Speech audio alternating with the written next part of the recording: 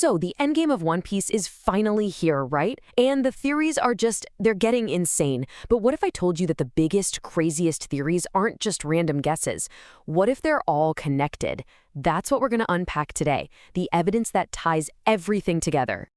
All right, so here's what we're diving into. We're going to look at Gunko's past, which is a total mind-bender. Then there's Bonnie's family tree. Could she be a Figarland? And the big one, will Loki, a literal giant, actually join the Straw Hats? Of course, we've got to talk about Aimu, the person pulling all the strings. And to top it all off, what was Roxy Xebec really after with those 2 devil fruits? All right, first up, Gunko's mysterious past. And this whole thing, this huge mystery, it all started with something so small.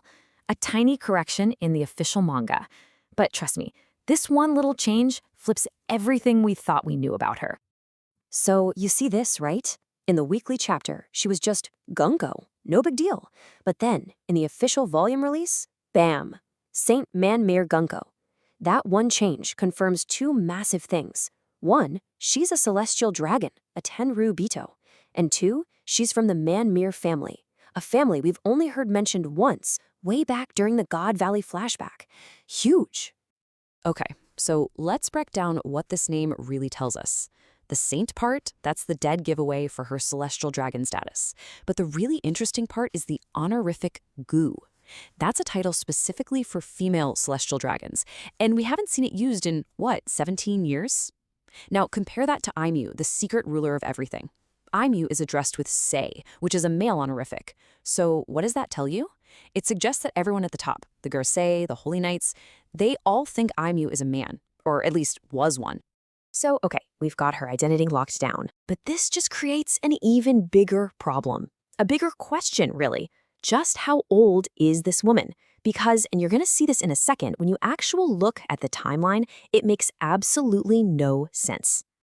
Just look at this. We've seen a flashback with what looks like a little kid Gunko hanging out with Brook. And this was before Brook was even a pirate. We're talking more than 52 years ago. Then, 38 years ago, we know the Manmere family was at God Valley. But fast forward to today, on Elbaf, and she looks young. She literally has not aged in over half a century. How is that possible? Yeah, there's no way. Her age is it's impossible. Unless, of course, there's some kind of crazy world-bending power involved. I mean, are we talking about the perpetual youth operation from Law's op fruit? Or maybe something like body swapping, kind of like the theories floating around about Aimu? Whatever it is, one thing's for sure. There's a massive secret buried in her past. Okay, so sticking with these crazy family ties at the very top of the world government, it turns out Gunko might not be the only one with a hidden identity. Let's talk about Jewelry Bonney, because a new theory about her family could literally change everything. So, where does this come from? Get this. It started in an official Q&A with Oda himself. He did these sketches of the supernovas gender-swapped, and the male version of Bonnie looked a whole lot like Shanks. Now, we just found out that Shanks has a twin brother, Figarland Shamrock, who's a holy knight. And when you put them side by side, wow, the resemblance is it's undeniable. Okay, so let's connect the dots here. Step 1, we know Bonnie's mom, Ginny, was kidnapped and forced to marry a celestial dragon. Step 2, we're pretty sure this Figarland Shamrock guy, Shanks' twin, is a known womanizer.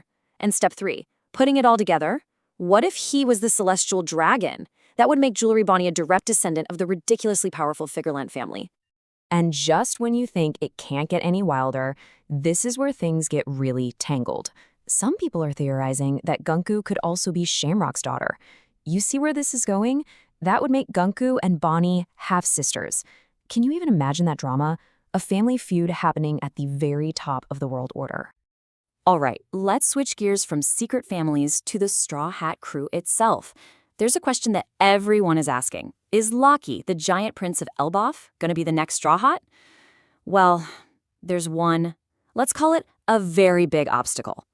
And yeah, that obstacle is just basic math. Look at this.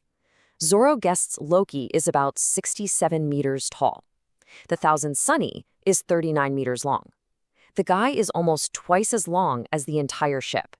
There's no way he fits. It's not happening. So look, it's a cool idea, but him actually being on the ship, probably not going to happen. His future is still going to be tied to Luffy's for sure, just in a different way. He's way more likely to become a co-king of Elbaf, maybe start a new giant warrior pirate crew, and then join the Straw Hat Grand Fleet. And this is better for the story. It means we don't need some random, convenient, size-changing devil fruit to pop up out of nowhere, which, by the way, has only ever been in filler stuff. Okay, now for the big one, the absolute biggest mystery in all of One Piece. Who or what is Aimu? And the clues to unmasking the secret ruler might not be on the sea at all. We might have to look up, way, way up.